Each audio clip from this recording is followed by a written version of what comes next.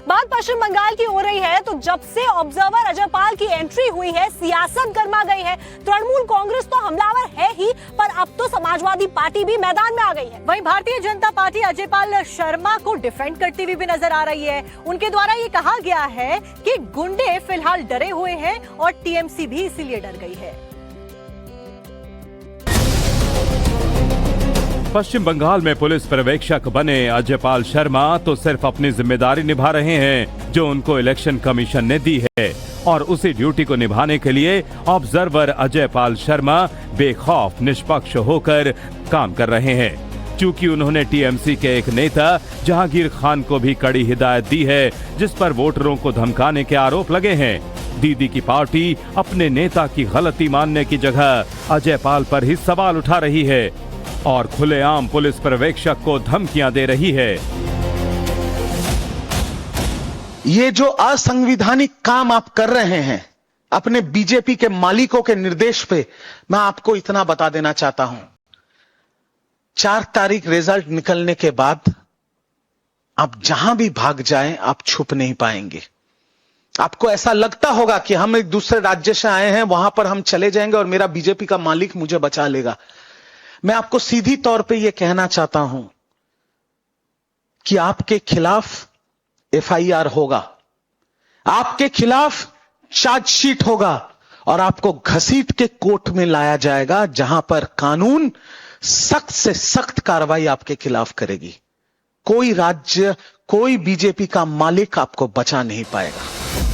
TMC के बाद बारी समाजवादी पार्टी की आई। एसपी अध्यक्ष अखिलेश यादव टीएमसी के सुर में सुर मिलाते नजर आए। अखिलेश ने एक्स पर पोस्ट करते हुए बीजेपी पर बंगाल में पर्यवेक्षक के तौर पर अपने एजेंट भेजने का आरोप लगा दिया है। पश्चिम बंगाल के चुनाव में सेंट्रल फोर्सेस और जो भाजपा शासित राज्यों से गए हुई फोर्सेस हैं, जो ऑब्जर्वर्स हैं, वो यूपी के उस मॉडल को अपनाने की कोशिश कर रहे हैं जिसमें लोकतंत्र में मतदाता को वोट कास्ट न करने दिया जाए।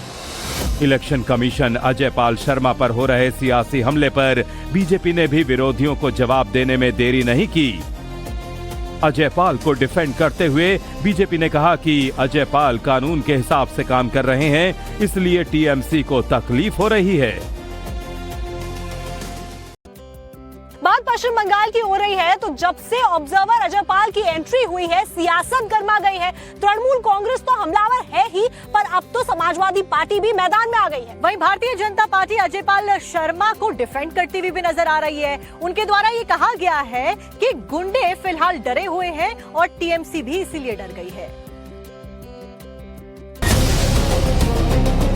पश्चिम बंगाल में पुलिस पर्यवेक्षक बने अजय पाल शर्मा तो सिर्फ अपनी जिम्मेदारी निभा रहे हैं जो उनको इलेक्शन कमीशन ने दी है, और उसी ड्यूटी को निभाने के लिए ऑब्जर्वर अजय पाल शर्मा बेखौफ निष्पक्ष होकर काम कर रहे हैं। क्योंकि उन्होंने टीएमसी के एक नेता जहांगीर खान को भी कड़ी हिदायत दी है, जिस पर वोटरों को धमकाने के आरोप लगे हैं। दीदी की पार्टी अपने नेता की गलती मानने की जगह अजय पाल पर ही सवाल उठा रही है और खुलेआम पुलिस पर्यवेक्षक को धमकियां दे रही है। ये जो असंवैधानिक काम आप कर रहे हैं अपने बीजेपी के मालिकों के निर्देश पे, मैं आपको इतना बता देना चाहता हूं, 4 तारीख रिजल्ट निकलने के बाद आप जहां भी भाग जाएं, आप छुप नहीं पाएंगे।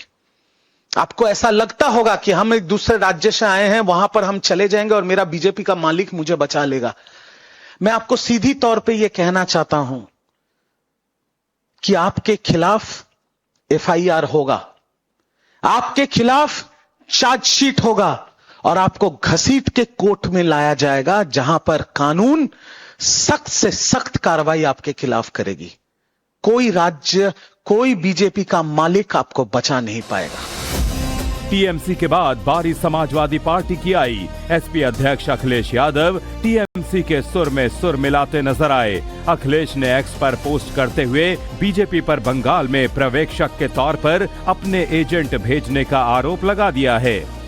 पश्चिम बंगाल के चुनाव में सेंट्रल फोर्सेस और जो भाजपा शासित राज्यों से गए हुई फोर्सेस हैं, जो ऑब्जर्वर्स हैं, वो यूपी के उस मॉडल को अपनाने की कोशिश कर रहे हैं जिसमें लोकतंत्र में मतदाता को वोट कास्ट न करने दिया जाए। इलेक्शन कमीशन अजय पाल शर्मा पर हो रहे सियासी हमले पर बीजेपी ने भी विरोधियों को जवाब देने में देरी नहीं की। अजय पाल को डिफेंड करते हुए बीजेपी ने कहा कि अजय पाल कानून के हिसाब से काम कर रहे हैं, इसलिए टीएमसी को तकलीफ हो रही है।